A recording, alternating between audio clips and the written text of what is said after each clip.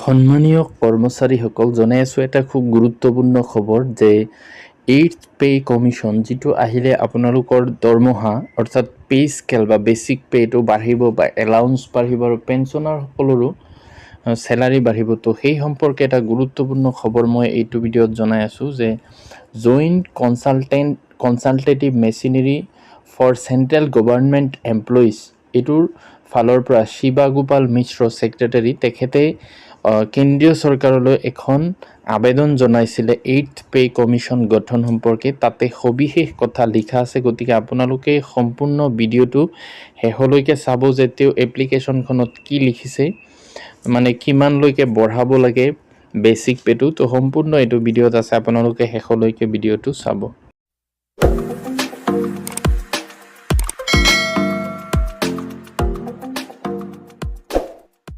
To চাওক, the Cabinet Secretary, Government of India and Chairman, National Council, JCM, Cabinet Secretariat, Rashtrapati Bhavan, New Delhi. Subject to কি লিখছে চাওক, immediate constitution of 8th Central Pay Commission for revising the pay allowance, pension and other benefits for central government employees. অর্থাৎ অতি সোনকালে 8th কেন্দ্ৰীয় pay commission বনাব লাগে, যিটো ৰিভাইজিং পে অৰ্থাৎ দৰমহাটো ৰিভাইজ কৰিবৰ কাৰণে বা এলাউন্স বঢ়াবৰ কাৰণে বা পেঞ্চনাৰসকলৰ কাৰণে বা অন্য কেন্দ্ৰীয় যিসকল চৰকাৰী কৰ্মচাৰী আছে তেওঁলোকৰ যিটো দৰমহা আছে এইটো বঢ়োৱাৰ কাৰণে এই এপ্লিকেশ্যনটো লিখিছে। তো এইটো মনত ৰাখিব যে কেন্দ্ৰীয় চৰকাৰৰ কৰ্মচাৰীসকলৰ কাৰণে হ'লে ৰাজ্য চৰকাৰৰ কৰ্মচাৰীসকলেও সেই সুবিধা পাব। তো চাওক তাতে কি লিখিছে, respected the 7th Central Pay Commission's recommendations were implemented by the government with effect from 1/1/2016. However, the demand of the staff side to the 7th CPC and subsequently to the Government of India for revising the minimum pay to rupees 26,000 per month as on 1/1/2016 calculated on the basis of the various components of the ILC norms and Dr. Aykroyd formula etc. তো 2016 চনত যিটো 7th pay commission গঠন হৈছিল তেতিয়া তেওঁলোকৰ যিটো committee আছিল, কমিটিয়ে হিচাপ কৰি দিছিল যে মিনিমাম যিটো পে স্কেল হ'ব লাগে এইটো 26,000 হ'ব লাগে। কিন্তু কি হৈছিলে তাতে চাওক, we have also submitted before the 7th CPC that the minimum pay proposed by the staff side of National Council is still on the lower side. Unfortunately, all our arguments were rejected by the 7th CPC without any basis and recommended for rupees 18,000 as minimum pay with effect from 1/1/16, while the staff side demanded that the fitment factor should be 3.68% and 7th CPC recommended only for 2.57%, while the government straightway agreed without holding any negotiation with the staff side, which usually takes place. তো 7th pay কমিশ্যনত চৰকাৰক যিটো 26,000 মানে minimum pay scale ধৰিব কৈছিলে সেইটো ধৰা নাছিল, 18,000 ধৰিছিলে, 18,000। আৰু সেই কমিটিয়ে 3.68 ফিটমেণ্ট ধৰিব কৈছিলে, কিন্তু সেইটো ধৰা হৈছিল 2.57। চৰকাৰে সেইখিনি লৈ পেলাই হিচাপ কৰি 7th পে কমিশ্যনত পে স্কেলটো বঢ়োৱা হৈছিলে। Aggrieved by the adverse recommendations of the 7th CPC and the acceptance of the same by the government without holding any discussion with the staff side and without considering the proposals given by the staff side, the constitution organizations of the National Council served a strike notice on the government demanding for revision of minimum pay and fitment factor. The government constituted a committee of ministers to negotiate with the staff side. তো এইখিনিত আচলতে লিখা আছে যে চৰকাৰেও তেওঁলোকৰ মন্ত্ৰীসকলক লৈ পেলাই এটা কমিটিৰ নিচিনা গঠন কৰি তেওঁলোকে আলোচনা কৰি পেলাই যিটো কমিটিয়ে পে কমিটিয়ে যিটো ৰিকমেণ্ডেশ্যন দিছিলে সেইমতে তেওঁলোকে কি কৰিছিলে, মন্ত্ৰীসকলে সেইটো কমাই পেলাই তেওঁলোকৰ মতে দিছিলে। তো এইটো চাব পাৰিছে government ইটছেল্ফ says that the inflation is in the range of 4% to 7% on average. It shall be about 5.5%. অৰ্থাৎ সেই সময়ত যিটো বস্তুৰ দাম বৃদ্ধিৰ যিটো হাৰ আছিল এইটো 4 পৰা 7% বাঢ়িছিলে আৰু তাৰ যিটো এভাৰেজ অৰ্থাৎ গড় আছিল এইটো 5.5 আছিলে The post-COVID, the inflation is higher than pre-COVID levels. তো সেইটো আছিলে কৰোনাৰ মানে আগৰ কালছো সেই সময়ত বস্তু বাহিনীৰ দাম বৃদ্ধিৰ হাৰ বহুত কম আছিল কিন্তু এতিয়া বহুত বাঢ়ি গৈছে If we compare the retail prices of the essential commodities and goods which are required for daily life from 2016 to 2023, they have increased by over 80% as per the local market. অৰ্থাৎ 2016 তুলনাত 2023 বস্তু বাহিনীৰ যি দাম বাঢ়িছে এইটো প্ৰায় 80% যিটো স্থানীয় বজাৰ তাত বাঢ়ি গৈছে but we are provided by only around 46% dearness allowance as on 1/7/2023 কিন্তু এইটো বৰ্তমান 50% হৈ গৈছে 1/1/2024 পৰা গতিকে বস্তু বাহিনীৰ দাম বাঢ়িছে 80% আৰু ডিএ দি আছে মাত্ৰ 50% hence there is a gap between the actual price rise and DA provided to the employees and pensioners গতিকে এইটো দেখা গৈ আছে যে যিমান পাৰ্চেণ্ট ডিএ দি আছে আৰু যি হাৰত বস্তু বাহিনীৰ দাম বাঢ়িছে তাৰ মাজত বহুত গেপ আছে The central government revenue has also doubled from the year 2015 to 2023 as per the budget statements we can notice a considerable increase in the revenue collection আৰু চৰকাৰৰ যিটো ৰেভিনিউ কালেকশ্যন অৰ্থাৎ ৰাজহ সংগ্ৰহ সেইটো 2015 পৰা 2023 বহুত বাঢ়িছে যিটো চৰকাৰৰ তথ্য মতেই জনা যায় ডাবল হৈ গৈছে অৰ্থাৎ আগৰ তুলনাত বহুত বেছি The central government's actual revenue has increased by over 100%. Hence, the central government has more paying capacity compared in the year 2016. আৰু বৰ্তমান যিটো চৰকাৰৰ ৰাজহ সংগ্ৰহৰ যিটো পৰিমাণ এইটো আগৰ তুলনাত 100% বাঢ়ি গৈছে গতিকে তেওঁলোকে আগত যিমান স্যালাৰি দিছিলে তাৰ ডাবল দিয়াৰ সামৰ্থ্য বৰ্তমান চৰকাৰৰ আছে The GST collection has also increased in April 2023. Rupees 1.87 lakh crores has been collected. যে 2023 চনত যেটো জিএসটি কালেকশন কৰিছে তাৰ পৰিমাণটো হল 1.87 lakh crore. Income tax collections were highest in the year 2022-23.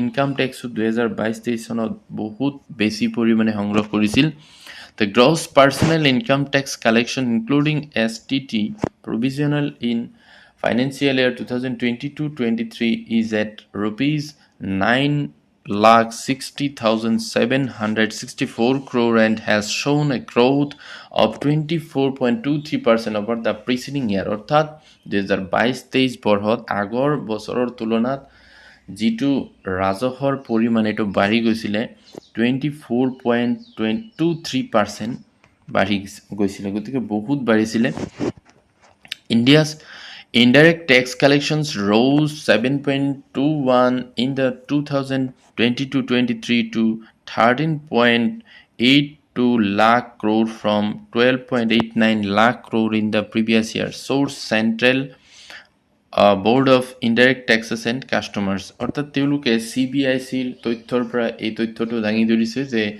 22-23 বৰ্ষত বহুত বাঢ়ি গৈছিলে চৰকাৰ যিটো ৰাজহৰ পৰিমাণ The budget estimate for the year 2023-24 revenue collection is expected to be rupees 33,60,858 crores gross revenue in 2022-23 was 30,43,067 crores after state share net central government actual revenue was 20,86,661 crores ওদিকে এই পৰিমাণটো বহুত বাঢ়ি গৈছিলে 22-23 বৰ্ষত বা 23-24 The staff strength of central government employees has decreased from the last decade with about 10 lakhs vacancies কিন্তু কেন্দ্ৰীয় চৰকাৰৰ যি সরকারি কর্মচারীর সংখ্যা আসলতে 10 লাখ মান এতিয়াও ভ্যাকেন্সি আছে The work pressure is on the existing employees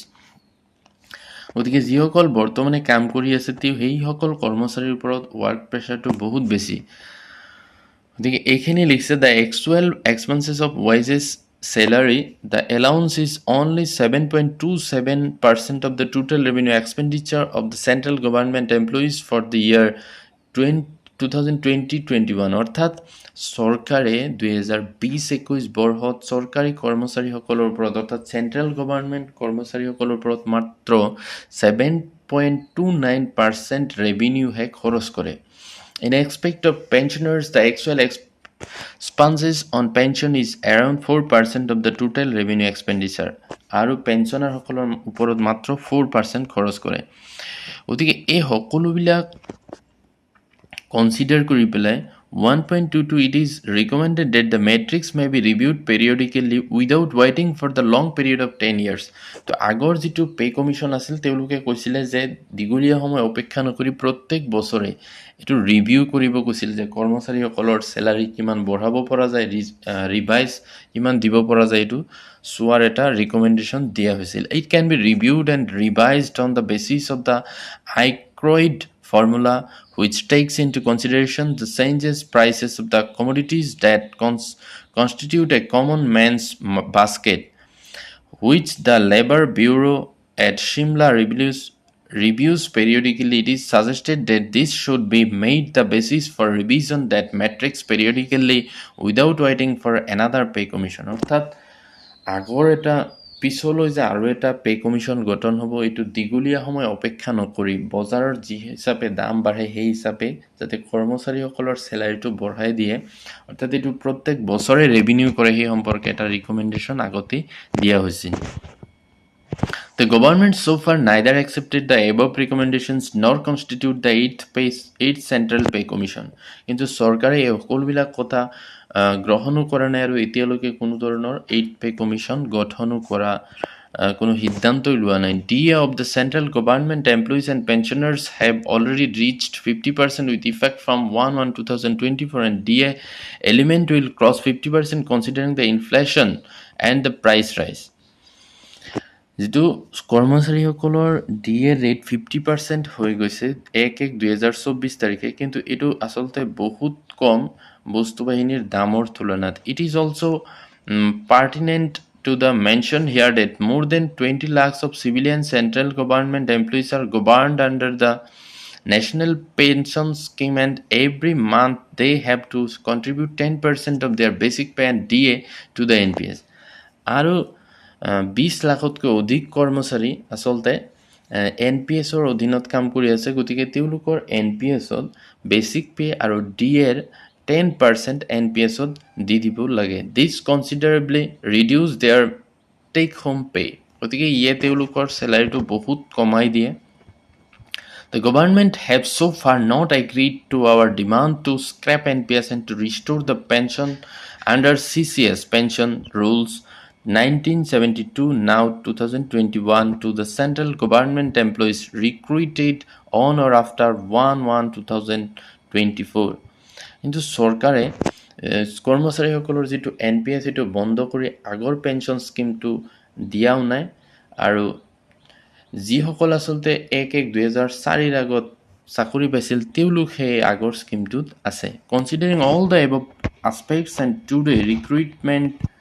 today's recruitment of life and also to attract qualified and talented candidates to the government service, time has now come to immediately constitute the 8th Central Pay Commission and to revise the pay scales, allowances, pension and other benefits to the central government employees through mutual discussions and settlements. গতিকে এই সকলোবিলাক কথা বিবেচনা কৰি চৰকাৰে যাতে কৰ্মচাৰীসকলৰ জীৱন সুৰক্ষা দিয়াৰ কাৰণে 8th পে কমিশ্যনটো গঠন কৰে আৰু ইয়াৰ দ্বাৰা পে স্কেলটো ৰিভাইজ কৰে আৰু তেওঁলোকৰ যিটো বানচ আৰু বঢ়াই দিয়ে আৰু পেঞ্চনাৰসকলকো সেইমতে তেওঁলোকৰ চেলাৰীটো বঢ়াই দিয়ে। এইখিনি আলোচনাত কৰাৰ কাৰণে আৰু সেটেলমেণ্ট কৰাৰ কাৰণে এটা কমিটি বনোৱাৰ কাৰণে যাতে সিদ্ধান্ত কৰে। Therefore, the staff side demands that the government of India has immediately constitute the 8th Central Pay Commission. গতিকে এই ষ্টাফ সাইডৰ পৰা এইটো দাবী জনাইছে যাতে চৰকাৰে সোনকালে 8th পে কমিশ্যন গঠন কৰাৰ কাৰণে এটা নিৰ্দেশ দিয়ে। তো এইখিনি আছিলে এই চিঠিখনৰ এই এপ্লিকেশ্যনখনৰ এটা গুৰুত্বপূৰ্ণ কথাবোৰ। গতিকে আপোনালোকে যদি ভিডিঅ'টো ভাল লাগে লাইক এটা কৰি দিব আৰু মোৰ চেনেলটো ছাবস্ক্ৰাইব কৰি দিব।